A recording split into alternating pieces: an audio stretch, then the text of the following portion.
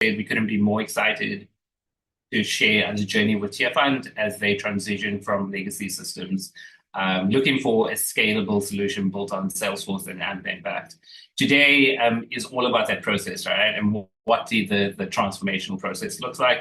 What did that strategies encompass? And what were the lessons really learned along the way? I think we've always found it incredibly helpful to create a community of practice around these systems that we build with the hope that we can break down these silos and facilitate a conversation with the hopes to inspire you and create a similar structure and practices to support your own project. So with that, I do want to introduce the panel today. So I'm Rory McLean, based in Cape Town, South Africa. Been at Vera for about 4 years now, but I've really worked with Tearfund from the very beginning. So from conceptualizing the project all the way in the beginning to understanding what this will look like over the next few years, to working on those very early POCs or proof of concepts with Hasti and validating why Salesforce and Vera was and still is the perfect solution for or perfect fit for Tearfund. And with this, I would like to hand over or introduce Andrew. Andrew. Hi, thanks, Rory. I'm Andrew Whitcombe. I'm the head of the Global Systems Program at Tearfund. So it's a program that's been looking to identify, roll out, and replace key enterprise systems throughout the organization.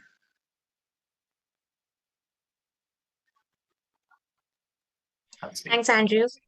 Hi, everyone. My name is Hasti, and I'm a solutions architect at Vera Solutions. I am joining in today from Mumbai, and I am actually very excited to share a few of my learnings while implementing this grants and partner management system with one of my favorite clients at Vera. Thank you, Hasti. Perfect. Moving on.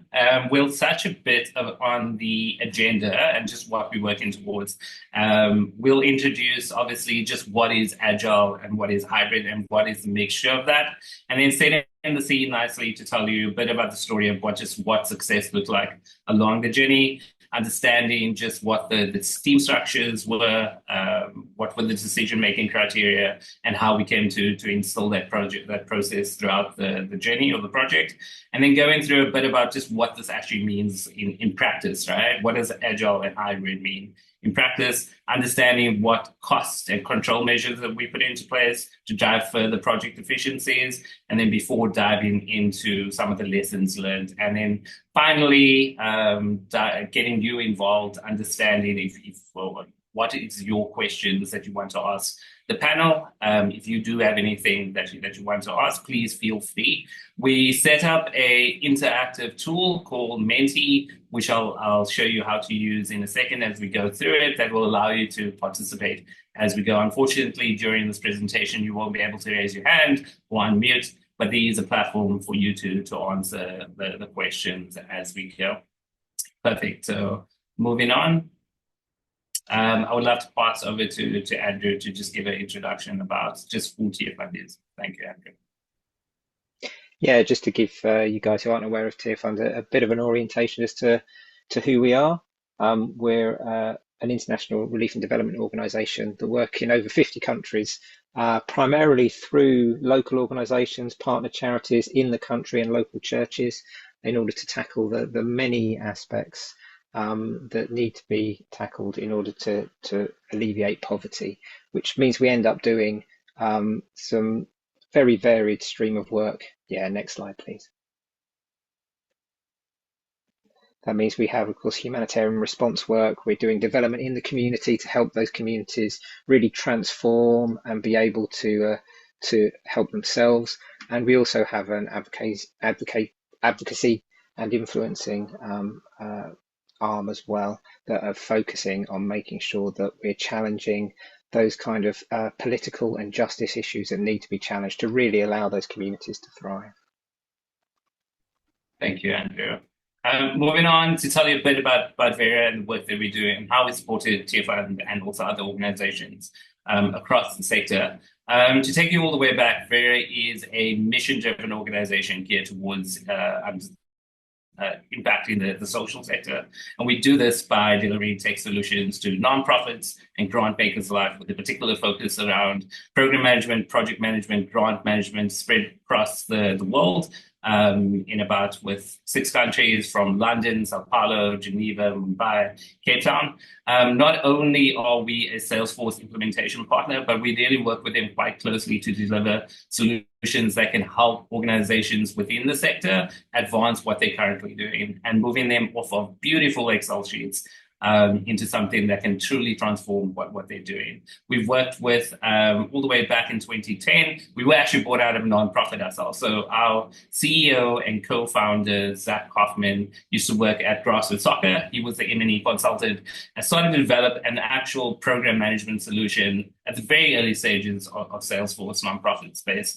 And started to notice a common trend in the industry. Everyone was using Excel and none of the systems talked to each other, and tried to solve that problem very early on, and understood more and more organizations needed similar work.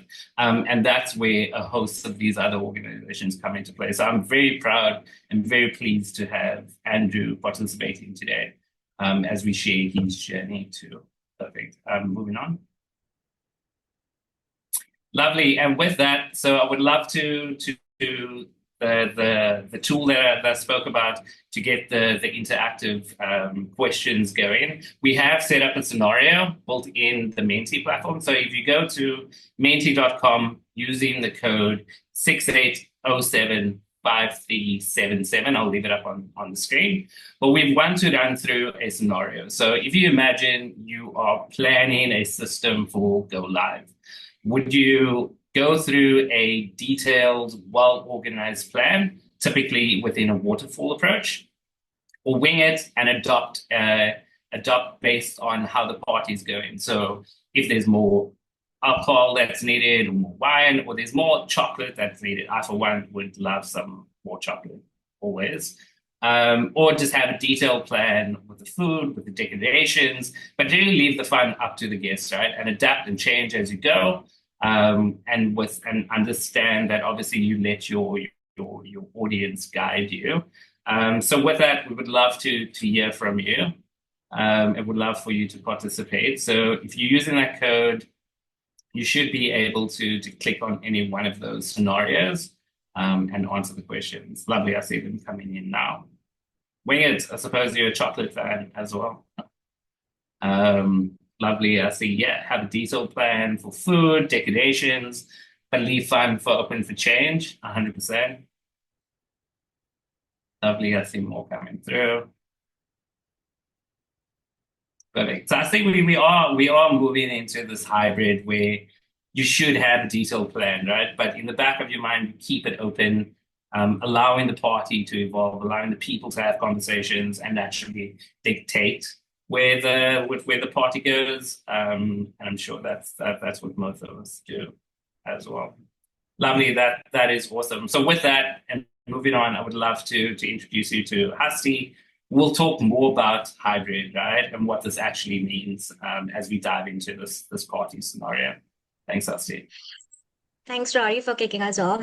I think a general opinion, people might be jazzed about just attending a party rather than organizing it, but few people like me actually also like organizing it. So let's actually continue using the same example and think through, if I were to sort of organize the Tearfund School Life party, how would the party actually end up using different methods, waterfall, agile, and hybrid?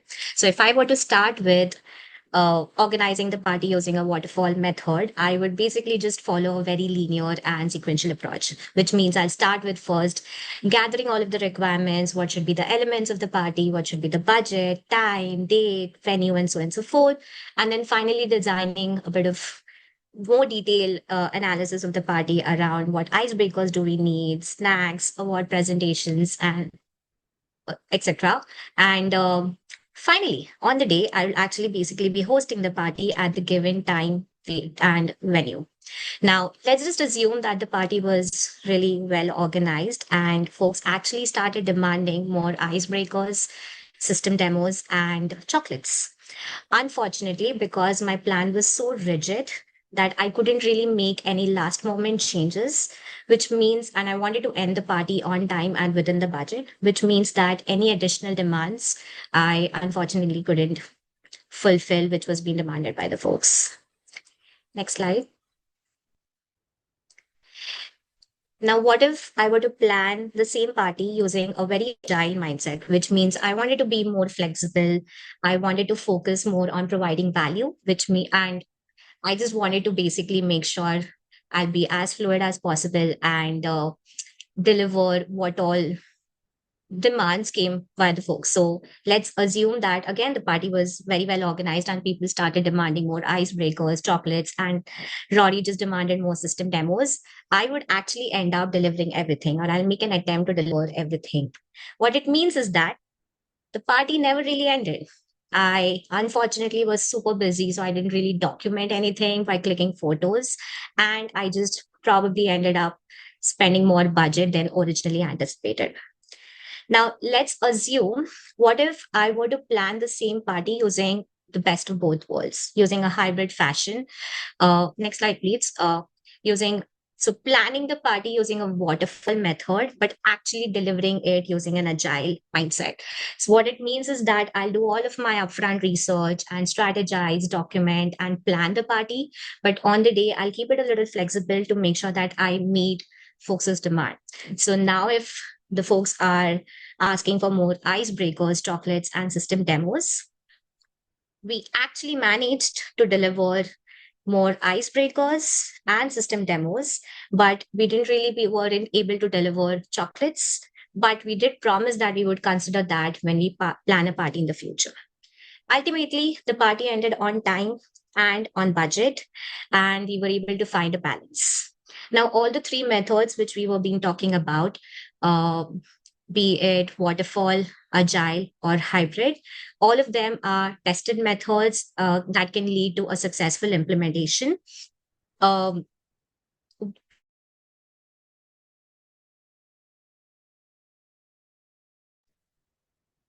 We lose Hasti. Perfect. I'm sure we'll get it back soon. I think we can pivot over to the next thing. Thank you. Lovely. That ties in nicely. We want to go and setting the scene for implementing a partner management system and just what success looked like, and understanding it from Tearfund's view, just how they came to understanding their need for what they want in future, and obviously procuring a system like this for in the future. So over to you, Andrew. Thank you. Thanks, Rory. Yeah, and Hasti, if you can hear us, thanks for that. That was a really good summary of how these things fit together. And I think it is a case of it's not that necessarily that any of these different approaches can't work. Actually, one of the most important things is that you have a clear approach and that you stick to it and you're disciplined about how you govern that approach.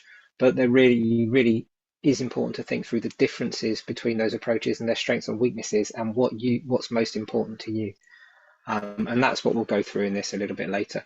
Again, this is kind of zooming in a little bit. I gave you a bit of an idea of what Tearfund does. This is more looking at what we had to do as a global systems program team when we started on the journey that ended with us hiring Vera Solutions to help us.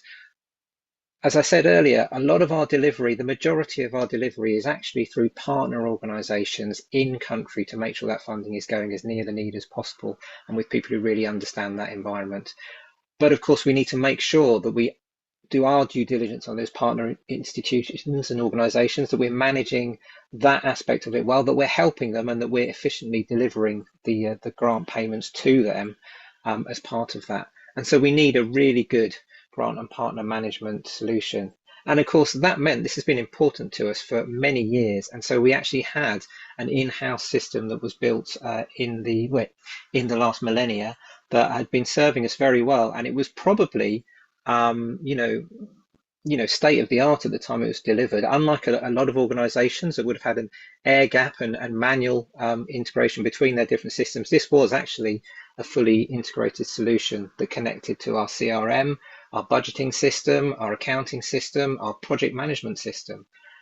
But its time had come. It was on legacy technology. The main developer who developed it was basically he would rib me every so often saying, "When are you going to let me retire, Andrew?" Because he was actually in his 70s at that point, and so we had a real need to replace that.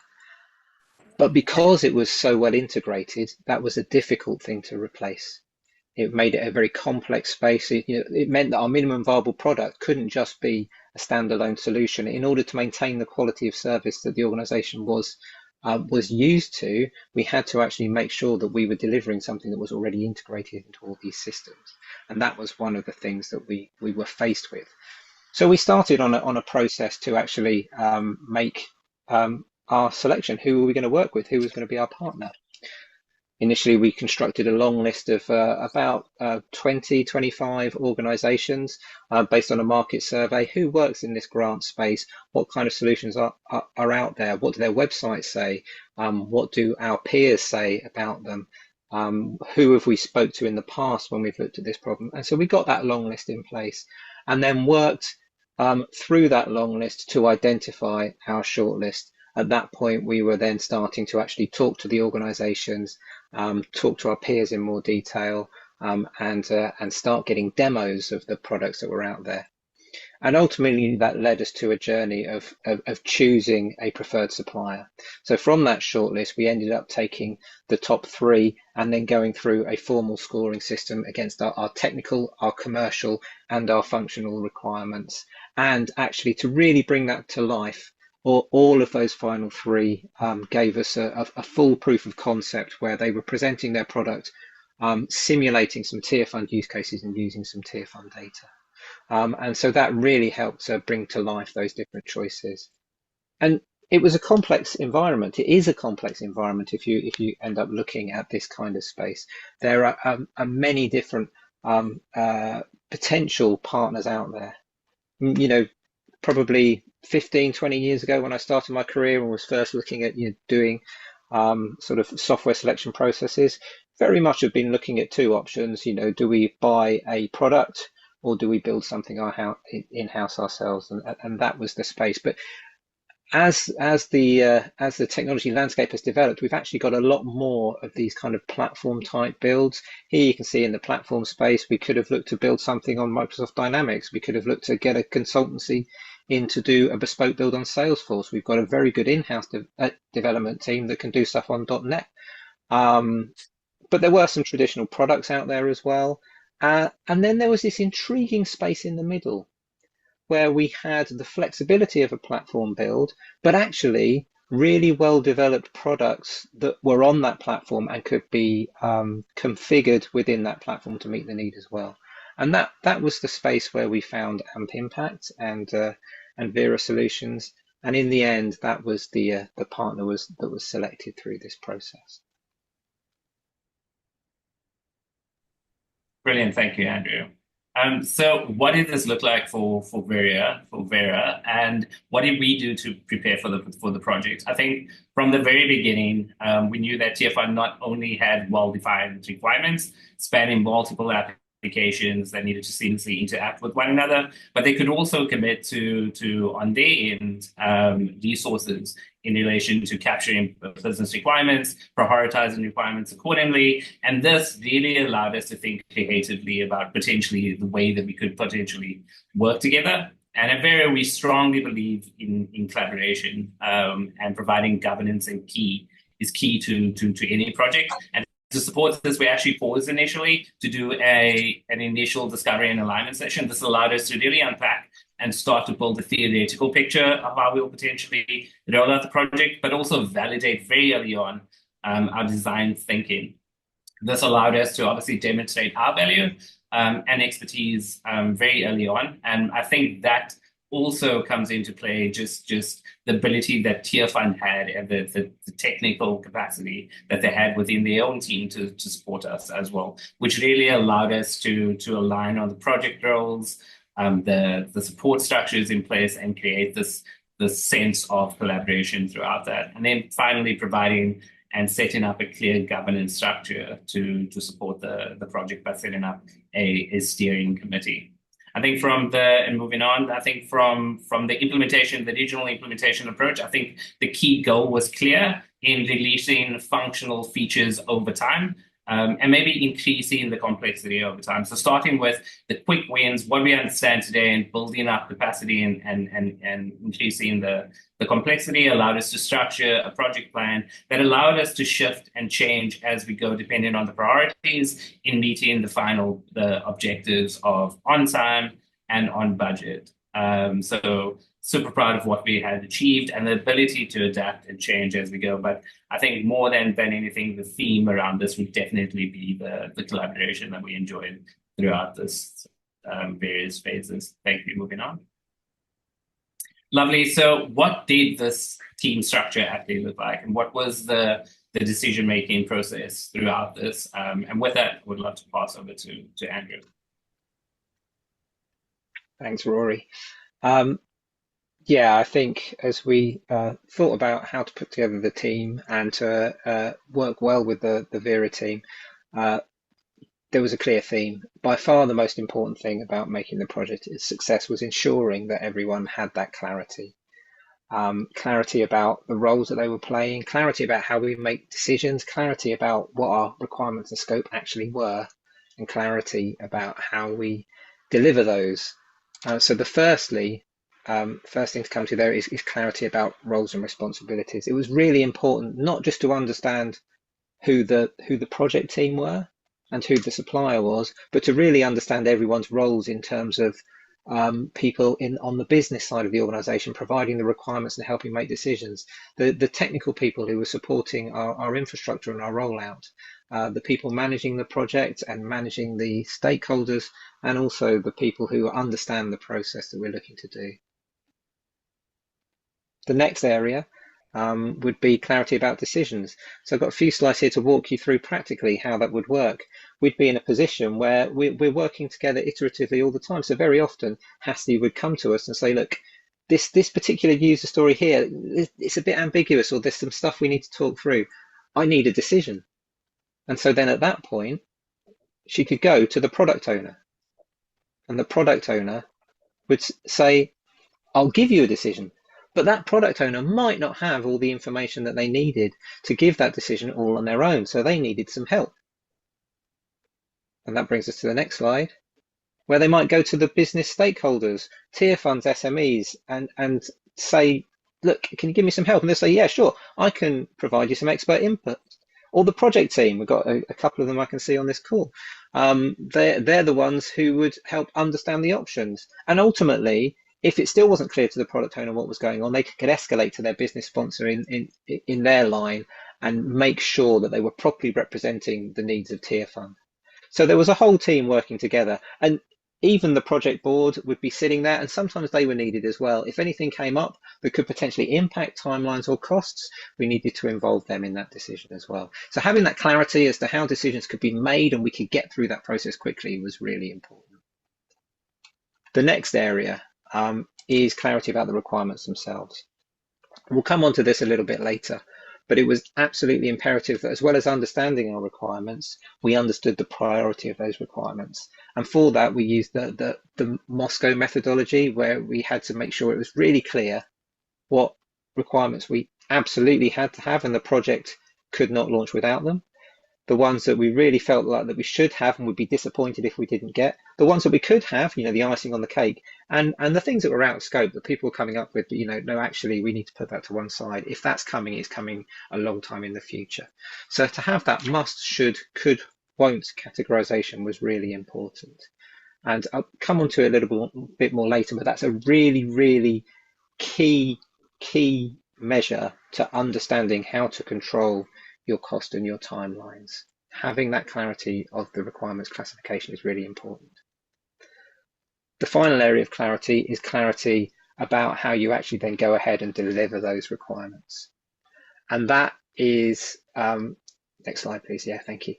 And that really just means we needed to work very closely together to understand the ways of working. We spent a lot of time between our project team in Tearfund, the delivery team in Vera, our key stakeholders who were feeding into the decision-making process, our testers, our users who were doing testing as well, We spent a lot of time making sure the processes were really clear so that each user story could very smoothly flow through to development, to system testing, to user testing and completion. And then I think the next slide just shows an overlay of kind of the view of you have to understand the process, but also understand who's doing each bit of the process. So now I think, am I handing back to Hasti or Rory? You are, yeah, correct. I think I definitely echo what Andrew mentioned, and just overstating or cannot overstate the importance of a strong decision-making authority by means of setting up the steering committee. I think this involves not only Tearfund resources, but various resources alike. And I think this really helps reinforces the project's importance and prioritizes the scope in alignment with business objectives to really ensure that any roadblocks can be escalated and resolved efficiently. And of course, the teams play just as much as an important role. I think this gives them clear structures and escalation points throughout every phase of the project, but also makes them feel supported and ensure that they are all accountable to delivering the objectives accordingly. So again, thinking about this as really one team working in an agile collaborative space as much as possible, but setting up that structure to support it, I think is incredibly important. So with that, and on to the next one, we'll really dive into just what this looks like in practice, right? And with that, there's a few scenarios that Andrew will take us through. Thanks, Andrew. Yeah, as we think about what this practically means, is that basically this is following on from that great launch party example that Hasti gave at the start. But the first thing to state, this isn't really an agile versus waterfall discussion. The technology world has moved on. Agile isn't a choice anymore. Technology just moves too fast to take a rigid approach to a 2-year project to technology change. You've got to be able to adapt. So agile is definitely here to stay. But there's something more to it than that. And that's what the next slide is about. The next slide is, you have to remember, that doesn't mean throw the baby out with the bathwater. Agile is often kind of misunderstood as oh, well, that means we can kind of do what we like. But that's not the case. Agile doesn't mean no governance. It's just the governance of agile projects looks different. It's less about sticking to a meticulously defined project plan and far more about ensuring you've got the controls in place to make sure you're delivering value as quickly as possible and you're maintaining the project while it's delivering value. But when the value is dropping off, that's when you consider ending the project. So it's much more of it's a different approach to how we govern. And that brings me to the next slide as well, which is the particular methodologies that we use. And you'll notice this picture, which is from the Agile DSDM methodology, which was the particular approach that we used for this project, looks actually kind of similar to Hasti's hybrid agile picture, where you have the kind of the more sort of straight line down, but you've got the evolutionary development piece there. And this, I think, is what Hasti was saying about the best of both worlds. And this isn't so much, in terms of my thinking of terminology, so much about hybrid. It's more the evolution of the best way to do things for a project environment. So early agile approaches like Scrum and Kanban, and I'm sure some of the things that you guys may have used, especially if you've been in software development for a while, those methodologies that came out of the kind of the late 90s, early noughties that were driving how to develop applications well, they're very much from a product development context. So the objective is the continual development and improvement of a product with uncertain requirements often. So it's really about how do we keep making things better. This is an ideal methodology for giving you all those annoying updates on your iPhone every couple of weeks when they just say, oh, we've made some changes and bug fixes. That is your classic traditional, if you like, since we're saying traditional agile, but your classic traditional agile approach. Whereas often we're not working in product environments, we're working in project environments, and that has a different need. And DSDM, the reason we chose that as the approach is because it is agile, but developed for a project context where you take into account the need to understand your scope and your project, your scope and your cost beforehand, and you understand the structure that's required around that project. Which brings us to the next slide, where we'll dig in a little bit more into the how that actually plays out, and what I was saying earlier about Moscow prioritization of requirements. And this, when I was looking into this methodology, and when we actually had some in-house training, this was the thing that really made the penny drop for me. This was the thing that really made me realize that, yes, okay, this is the approach we needed to take. In a traditional waterfall project, the kind that I worked on very early on in my career, it's very clear that the features are fixed. If the project's wrong, you have to fix the features. You have to say, these are our exact requirements. This is what we're going to develop. You put loads of time and effort into getting that really meticulous, well-articulated specification of requirements. And that is your benchmark. That's what you have to meet. But that causes a little bit of a problem, because if that turns out to be more complex than you thought, and if that's what you're contractually obliged to deliver, the only way you can adjust when the unexpected happens, and the unexpected always happens, is to vary the time and cost. So if you fix your features, it is guaranteed that your time and cost will be the things that give. And that's why IT projects have traditionally had that reputation of, oh, IT projects, it's going to cost too much and take too long, because that was the traditional approach. But you have to flip that on its head, and that's what an agile and this kind of hybrid agile approach that Hasti is talking about allows you to do.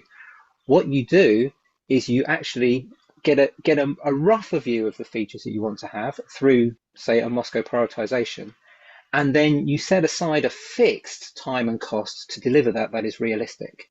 And if the time and costs are fixed, but your wriggle room, if things are unexpected, is the features, then you can develop a culture of delivery. You can deliver on time, you can deliver on cost, and you've just varied the features that you delivered. So the rule that we were taught, and the rule that we used approximately, is that if you've got all your features mapped out, you try and make sure that in each kind of sprint that you're developing, you have 60% musts, 20% shoulds, 20% coulds. So the idea is you've given yourself a margin of error, your time and cost bucket that you set aside, and there's no way you're not going to deliver the 60%. You expect to deliver the 20. And frankly, if it looks like you're not delivering the 20, that's, like a project management issue, and that should be escalating. You should be looking at what's going wrong. Why are we getting into that contingency space? But your final 20 of the coulds, that's your nice to have contingency. That is, the contingency the project's got to play with. Don't worry if you don't deliver any of that, but it's great if you can fit some of that in this sprint, this time box that you've got. And so you get to a position whereby you can fix time and cost, you can flex with features, and you can have a team that is going to be confident it's going to deliver, and you get away from this type of IT project that's always late and always over budget. All right, thanks, Andrew, for that. Can you guys hear me? We can, yeah. Okay. Sorry about dropping off earlier. Zoom just decided to drop me off. But anyway, I'm here and I hope I can take up this hybrid in action. So I'm going to, she just give me 1 second. I might join back because I have my own. Sorry, guys. No problem.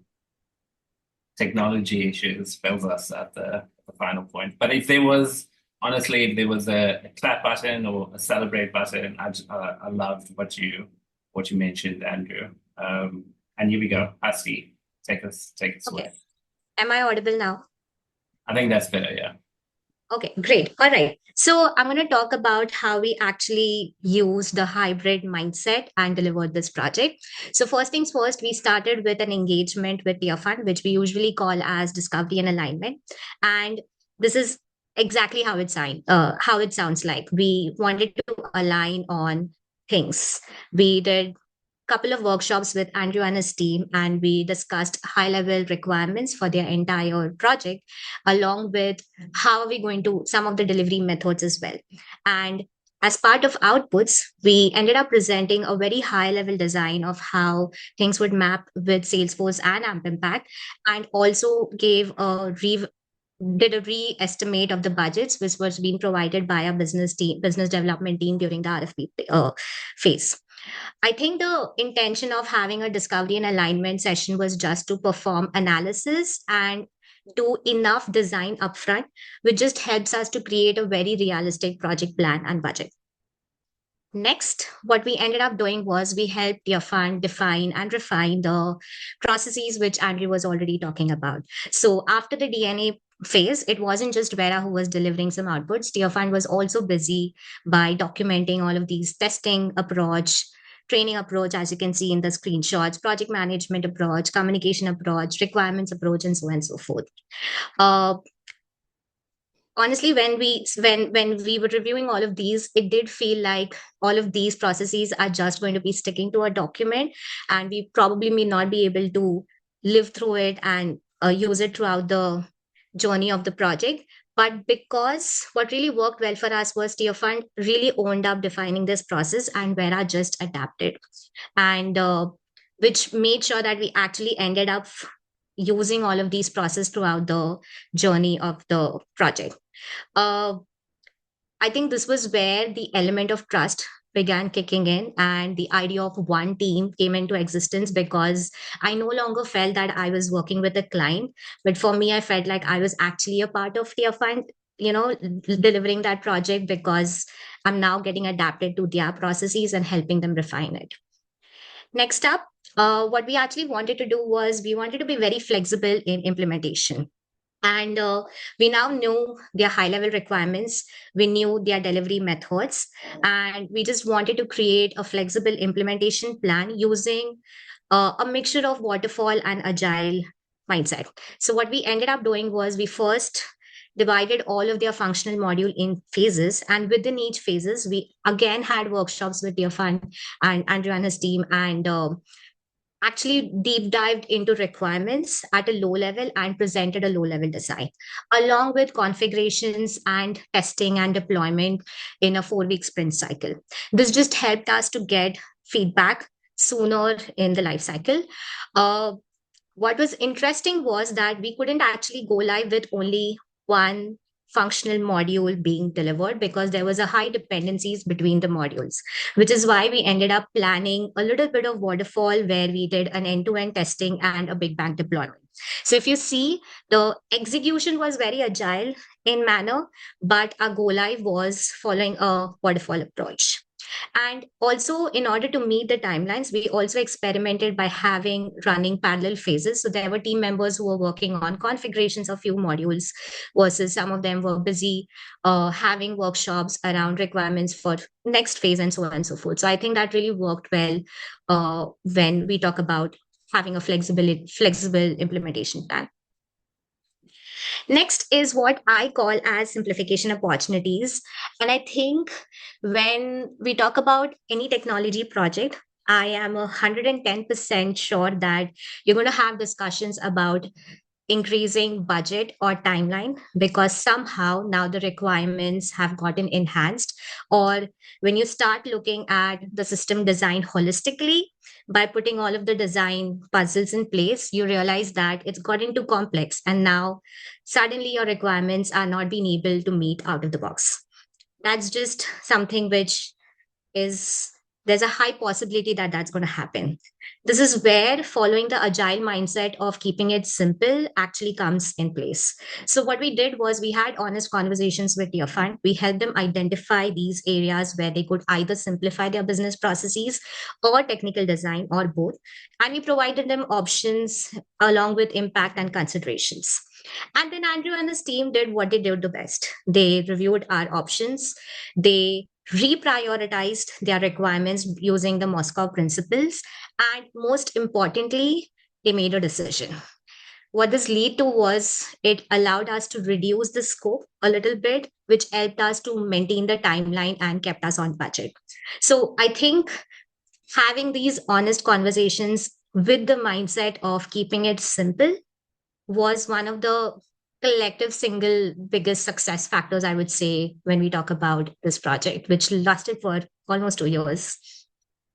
And finally, we had feedback loops in place. So there was open communication between the team. We used to have check ins twice a week where we discussed outstanding questions, demos, and had monthly retrospectives where we also celebrated our wins, but also figured out areas of improvements where there was course correction in needed. So overall, I think when we look at how did we deliver it, we started with alignment. We had robust processes in place. We were flexible in implementation. We kept the mindset of simplifying things, and we made sure that we were continuously having feedback sessions with each other.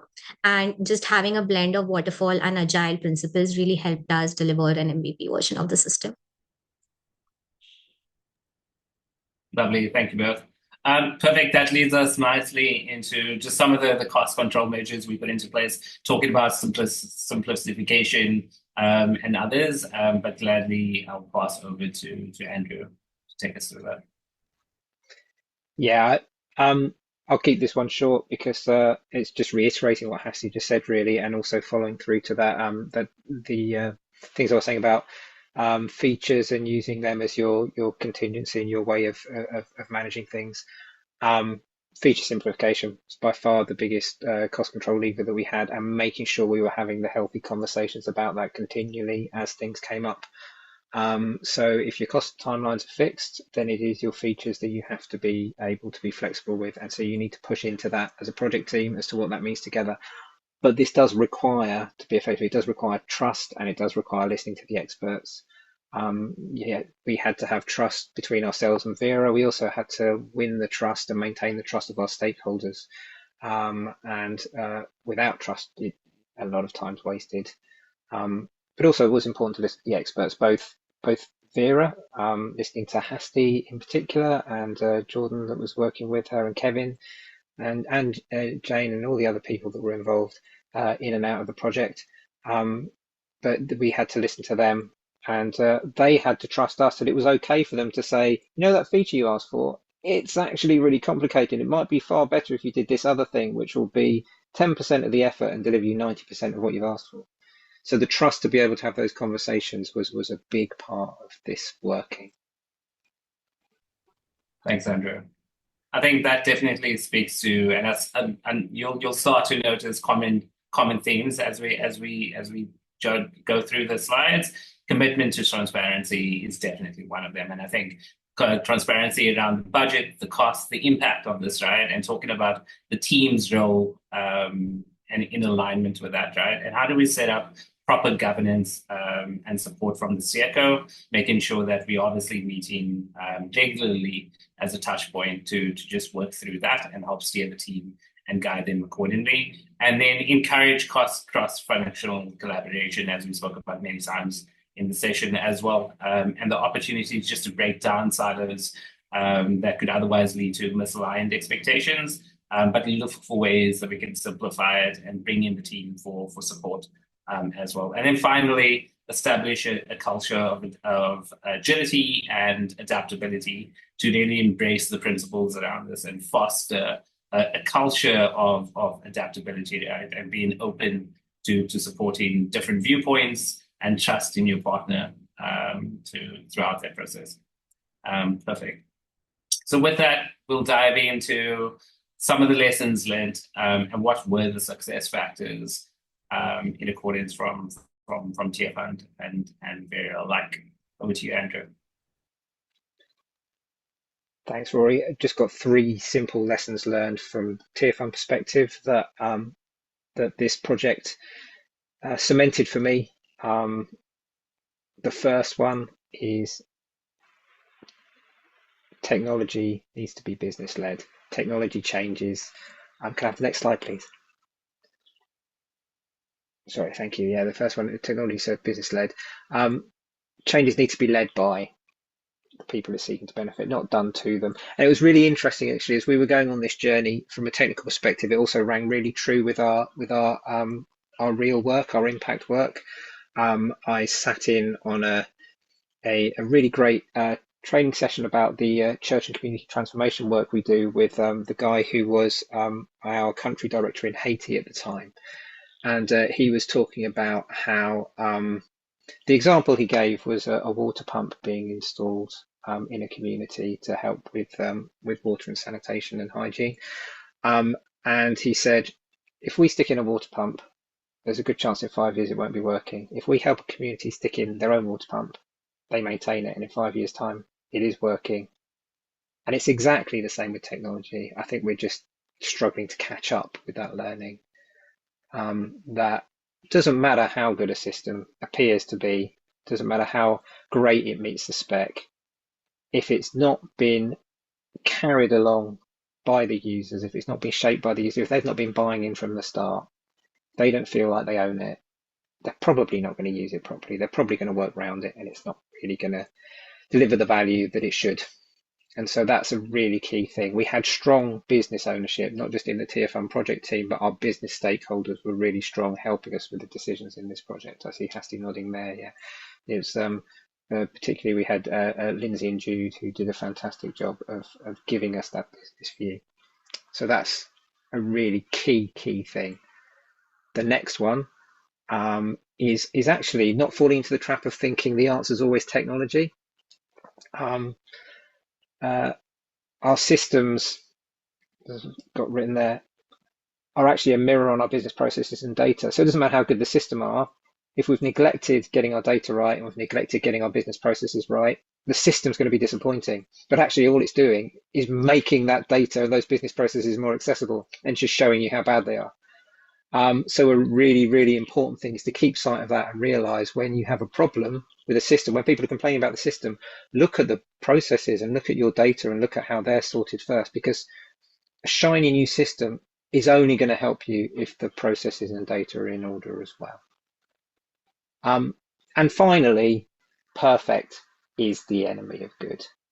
This is a really key thing to remember. We're all, I'm sure if most people on here are interested in this kind of development, you're here because you're probably from a non-profit context. We have limited resources available to us. And so we need to realize that actually maybe the best stewardship of our resources is, if it's working and it's relatively simple, get it out there, get people using it. And, all those bells and whistles that you think you need, you might not need. It's far better to launch something that does the job and is robust than to really strive for that, all those possible features and edge cases that everyone's been able to think of, because actually that could be a trap that is stopping you from delivering. Now over to Hasti. Thanks, Andrew, for sharing those lessons. My personal favorite is the second one, which you mentioned, like the data and processes are equivalent to systems, because I think as a solutions architect, it just helps me to think about, sometimes I might just give a very customized solution to meet the processes, which may lead to technical debt, versus sometimes I might just be very standardized and not really, give that importance to business processes. And it's a good reminder to have a balance between both. All right, I'm going to spend real quick 5 minutes talking about the success factors of this project, and we'll start with mindset. I think whenever we talk about technology, we just expect it to be simple and meet our requirements as it is, because that's what technology is supposed to do, right? Like make our life simple. But based on my experience, I feel like it's not as easy as it sounds to be. And especially when we talk about nonprofit organizations, I think we need to radically accept the fact that no technology project is going to be straightforward and simple, mainly because how our organizations' processes are very unique. And also the fact that people are not, basically people are reluctant to change as well. So having a mindset that we're going to be going through a digital transformation, it may be bumpy, but it can be a rewarding experience if we try to get things right, is I think what really worked well for this project. Second, which I'm actually not going to spend a lot of time, is around formulating processes. We've been talking about that since throughout the last 1 hour, about how important it is to have processes around clarity, roles, decision-making, prioritization, and sticking to it. And that was, again, one of the key factors that led to the good delivery what we had. Talking about resourcing, I think our team was rightly sized both at Vera and Tearfund side, and we had a good combination of specialists and generalists in the team. So we had some specialists like testing a lead, or an architecture or a integration architecture lead, but also had generalist people like business analyst and solutions architect in place. I think this project lasted for 2.5 years, and if I'm not wrong, like 90% of us actually remained staffed for 2.5 years and actually saw the project go live. And that's, I think, already a success metrics to talk about. So my personal opinion is I think people will stick around to working on this project. Like Andrew said, if there is clarity, if there is interesting work, and if there is recognition. And luckily, this project just ended up giving all of that and a very rewarding experience. Stakeholders involvement, picking the right stakeholders that represent your business is quite important. These people need not really be your business leads or department heads or people who have capacity, but these people need to be the ones who actually know your processes, are willing to spend time, and also are open to having change conversations. And finally, change management started from the get-go. I've seen a lot of organizations we start thinking about user adoptions and rollouts towards the very end of the project. But working with Tearfund, I've realized that they actually started talking about change management right from day one. So when I actually ended up meeting a lot of some of the country stakeholders during the in-person workshops, they just knew exactly the right level of information about where the system is going, the the journey we have taken, and we're just pretty excited about getting trained on a new tool. So take your organization through the journey, celebrate all of your small and big wins, and start from the get-go. Amazing. Thank you both. There was definitely some golden nuggets in there that I'm sure everyone would love to learn from and take part to. With that, I would love to get you involved. So please feel free. Next slide, please. If you go to Menti again, just enter the code. Please feel free to ask any questions that you have for Andrew, for Hasti, in terms of packaging the team, what learnings may the team have had, trainings have the team had. Please feel free to enter that now, and we hope to hear from you. Perfect. Let's see what we have. Question for Andrew. What sort of agile training was provided to the technical and business teams who worked on as part of the project? Yeah, thank you. We did for the entire Tearfund project team, including key business stakeholders, we did a day's training overview of the Agile DSDM course, and then we had a couple of the team do the week-long version of that to the ones that were responsible for the process. Yeah, so that's what we did there, and then we did some in-house kind of cascade training. But in terms of formal training, that's what we invested in, and we invested in 2 people doing a longer course, and then everyone getting a day overview. Lovely, 100%. Do we have another question?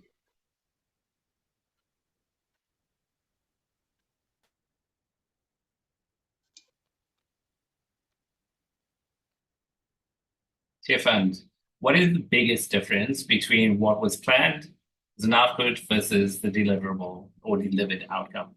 That's a great question. Ooh,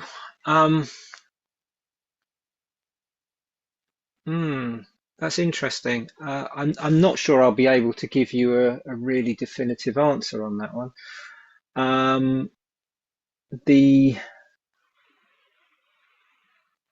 Because basically we defined the areas that we needed to deliver, and then a lot of the refining. So I guess the things that would have been a shift from planned outputs to delivered outcomes was actually in the refining. So making sure we chose the simpler option of a higher level user story. So broadly speaking, I think we delivered all the functionality we set out to do. There were some particular use cases that were very much more in that sort of lower end of should, I think, case, which would have impacted particular teams. So where there was some integrations, I think, that would have enabled greater automation of process for some, I wouldn't call them edge cases, but not universal cases. But we've got different teams that do different kinds of work and different types of fundraising. and some of those probably didn't get everything that we would have liked to have given them, and we're actually got that in the backlog for the product team to now work on as they're in BAU, and we're looking to add those in later. But broadly speaking, we delivered all the high-level use cases. It was more often a conversation into the options that we had for that and how engineered we wanted that to be. Amazing, thank you. Moving on, so how has Tearfund been building up its in-house Salesforce capacity? Yeah, that's an interesting one. So we've now got a couple of admins. We're still going on a journey as to exactly how much in-house resource we are going to need, because at the moment we are only using Salesforce for this particular use case. And so I think if we started using it for other use cases and it became more of a cross-organizational tool, then we would clearly need more in-house resource. At the moment, we've got a couple of admins and we're using a managed service support contract from Vera as our BAU running resource to enable us to keep iterating and improving. I think that's, the long-term position could change. 100%. I think to add on to that, in terms of a Vera standpoint, I think we work quite closely with your team to understand just what the goals were to support that and identify an objective to really train those user groups to make sure that they could obviously train your staff and be that center point of contact. But it's all about communication and just when that needed to be delivered, what the goals were, and working together towards that. So yeah, I love that question. Next question, how do you navigate through simplification discussions and bring in stakeholders or business stakeholders on board to agree to it? Yeah, the business stakeholders were key to this, and that was part of our early learnings of how to work together. It wasn't a learning that we needed to involve them, we knew that, but how to involve them. And we probably went on a journey with that where, at the start they were saying, it's no point saying to us, do you want black or white, when you don't tell us what the consequences of that are. So we had to really work on articulating the consequences of the options in words that made sense to them. So that was one key thing. The other key thing was actually to be careful not to overburden them, because I think there was a point in the project where we almost went too far and started coming to them with everything. And so we had another conversation where we had to reassess where we were working with them to get the boundaries right for, okay, look, what are the kind of decisions you want us to just make and tell you? Because it got to a point where, we had key business stakeholders saying, now you're asking me to make decisions that I think are too technical. And I want you to own those decisions. So that's the two. But it's making sure that you involve them in their own language and making sure you get that boundary right between business and technical, I think, are the two key things.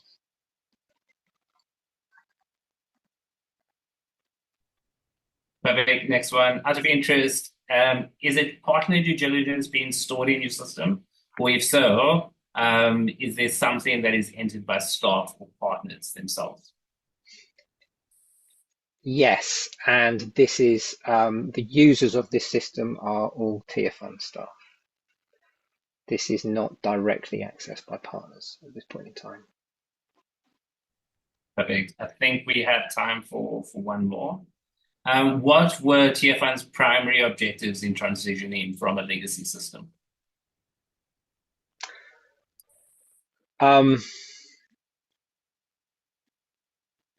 So the primary objective was actually we knew that we had to replace this system. It was on the old system. It was on technology that was being sunset. It had support skills that were getting rarer and rarer. We had one in-house expert who was past retirement age and was only staying on out of the goodness of his own heart. So there was that kind of critical element to it.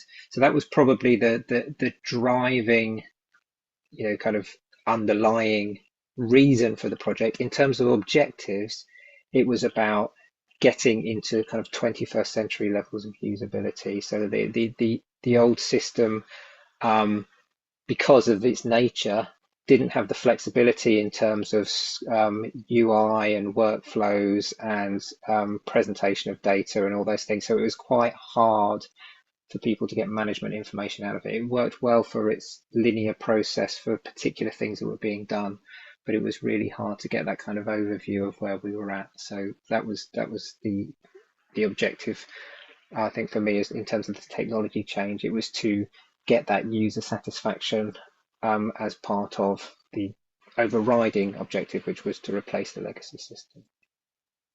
Amazing. I'm conscious of time. We actually have time. So I do appreciate everybody today. I just want to finally say a big thank you to Andrew for joining us today, and for all your insights and your experience and your guidance and your support along the way. It's been a really interesting discussion. I'm sure we can have a part 2.